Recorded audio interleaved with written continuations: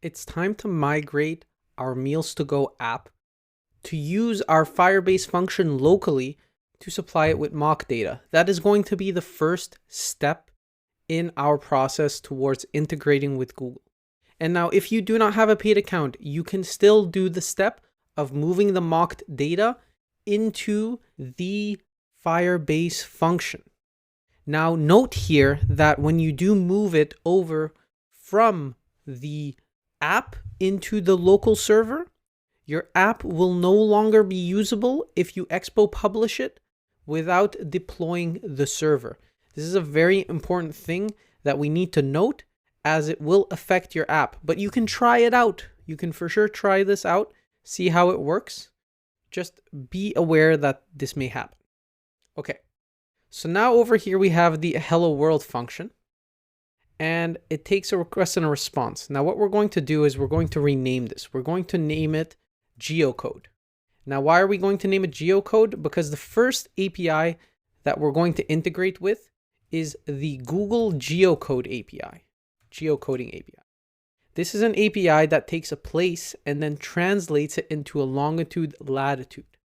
Now, the service in our app is called location. However, since we're integrating with something called geocode, our Firebase function is going to be called geocode. Now, this geocode function is going to call something called a geocode request. And that geocode request is going to take the request parameter from the Firebase function and the response parameter. And what it's going to do with them is it's going to use them internally. Now, if we go look over here in our functions folder, what we're going to do is we're going to create a new folder. We're going to call it geocode. Inside of that geocode folder, we're going to create a new index.js file. And there we're going to say module.exports.geocode request is equal to a function that takes request and response and then sends back something. So here we open the function body, and what we can do over here is we can interact with the request and the response that we passed in. So let's say const geocode request is equal to the require of, and then we'll do /geocode. And that will bring in our geocode request. Let's remove this over here. And if we go look over here in our geocode request, we can do something called response.send, and we can send geocode request. Now, if we restart our serve function, what we should be able to see is that when we go inside of our functions here, we'll have a new function called geocode. And if we open that up, what it's going to say is geocode request. So now that we have that part set up, what we can do is inside of geocode request, we can now add the mock request that we initially did inside of our application. So let's do that. If we go look inside our source folder and we go to our services folder, what we can see inside of location is that we have a location.mock.js. And what we're going to do is we're going to move that up into the functions geocode folder. And by moving it there, what we're going to do is we're going to rename it. We're going to name it geocode.mock.js. And we have to do some stuff inside of here. We have to say module.exports.locations. Now, why do we have to change the syntax from export const? Well, this is a newer syntax for exporting. And the way that this function is running, this Firebase function, it's running solely inside of Node.js. There is no fancy compilation happening for it to understand more modern versions of JavaScript. So we have to keep things simple. And we have to use a module.exports notation, which is something that Node understands internally. So we're simplifying the way that our Firebase function needs to understand how it's exporting the locations. This is just something that we need to do in order for the function to understand that locations is being exported. And then if we go inside of our location service over here, what we can see is that our location request is a promise resolve of the location mock. So let's take that away now and let's remove this. What we're basically doing in here is we're ensuring that our location request is now actually going to hit a server. If we go over into the geocode mock in the geocode folder and we look at the geocode mock, we have our locations being exported. And inside of the module exports, what we want to do is we want to say const locations is equal to require of /geocode mock. And so with these locations, we'll name it locations mock. So we're going to import our locations as locations mock from geocode mock. And the reason we have to use require is, again, because we're running this directly in Node, and Node does not have an import from resolver just yet, as that is a more modern syntax. So we have to adjust the way that we write our code. So do not try to use the React patterns that we've established inside of the Firebase function. Now, if we go over here, what we can see is that there's a promise resolve. We don't really need this anymore. The promise resolve is not necessary as we are inside of a server. But what we need is our location function to take the locations mock of a specific location. Well, what we would call this is a specific city. And the way that we're going to get city is we're going to import a library called URL from URL. And we're going to parse the URL for its query parameters. So we're going to say url.parse right over here of request.url. This is basically server code for us to understand that we're going to be targeting the query params. So if we say const query is equal to this, what we can do is if we go over here and we say json.stringify of our query, what we can see over in the code right here is we're going to have nothing. And then if I say $city equals Antwerp, we're going to have city Antwerp. And if I say city Toronto, if I say city Toronto, it's going to show Toronto. Chicago, it's going to show Chicago. If I say San Francisco, it's going to do San Francisco. So like that, we're able to pass query parameters into the URL. So we're able to tell it what it's going to search for. And this is how we parse that out. Off the query, we can actually destructure something called city. And then if we send back specifically the city, what we'll be able to see here is that when we do this, it's just going to show us San Francisco. And that's because we took the property city directly off of the object. So now we're just going to see the individual place. If we do Toronto, we'll see Toronto. Okay, so now that we know that we have our city, if we go into our locations mock, we can see that our locations mock is an object that contains different places.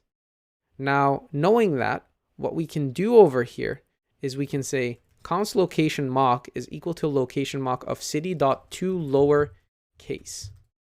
And if we do that and we send back our location mock, what we're going to see over here is if we send in Toronto, we're going to see a result. If we send in Chicago, we're going to see a result. If we send in Antwerp, we're going to see a result. If we send in Portugal, the country, we're not going to see a result. If we send in somewhere I don't know, we're not going to see a result. If we send in San Francisco, we are going to see a result. That's the point here. We're basically moving our mock interface to work against this server that is behind localhost 5001, is a local Firebase function. And eventually we're going to push this up to the cloud and it's going to have a different URL. And then we're going to be able to link our app to that URL in order for it to work end to end as a mock. Right now, we're able to send our mock back. And what we're going to do is we're going to specifically send it back as JSON. So as a JSON object, because if we do send like this, it's not guaranteed that the other application is going to receive it in the right format immediately. So we use something called response.json. And that's going to add some specifics about notifying the browser what format the content is in. And having this in this format now, we can go look at our app. And what we'll see in our app is that we've basically broken it. It's not going to work because we've removed the location service from doing the request itself. Now, in the next video, what we'll look at is integrating this request directly from the local Firebase function so that we can get our app to work locally with the location search against our local Firebase function. In our previous video, we moved our mock interface that we had built in our location service to work in the local Firebase function. But now our app is basically broken as we do not have any integration to any type of service returning us data. So what we're going to do now is we're going to do a local fetch request. And that fetch request is going to basically be a interaction between our Firebase local function. So this is going to send data over to here, and that's going to allow us to integrate in our location request again. So let's go over here and let's take this URL, right, from here to here. And what we're going to do is we're going to fill that in right there. And we're going to say the city is equal to a query parameter. And we're going to make this a template string, and we're going to say city is equal to search term. And by doing that, we can now do .then. And by doing .then, we now have access to our response. And what we need to do is something called return response.json. Now, you could also do it this way, where you return response.json inside of here. And this is going to invoke the JSON serialization. So it's going to take the object and it's going to understand that it's going to get a JSON object back, the JavaScript simple object notation back. It's going to transform it, and then it's going to pass it to location transform. And by doing this now, what we can see over here in the app is if we dismiss, and we reload, what we're going to see is undefined is not an object doing location request to lowercase .then. Oh, we have to return our fetch statement here. And once we return our fetch statement, we are returning the promise that is going to talk to the server over here and get this information and then pass it back over into here. And if we go into our transform and we were to log our result, we would see that our result is basically the information, console.log result is the information that we expect to get back from the latitude, longitude of the geometry of the position of the location. So Antwerp would return us a different longitude, latitude. And if we were to fill in somewhere strange, well, that's obviously not going to return us any information. And so it does not change anything in the UI. If we did Chicago, obviously we're going to get a response, and that's going to give us back our information. Awesome.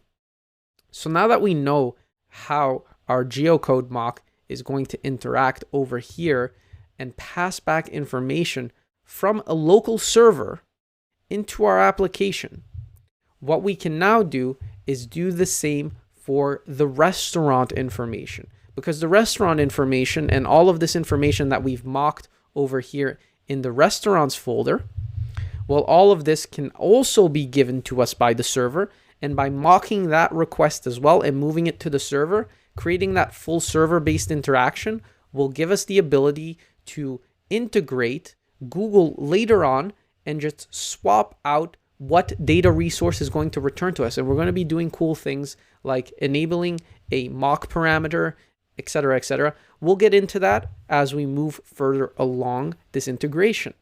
So now that we have this working, let's look at how we're going to move over the mocks of the restaurant info.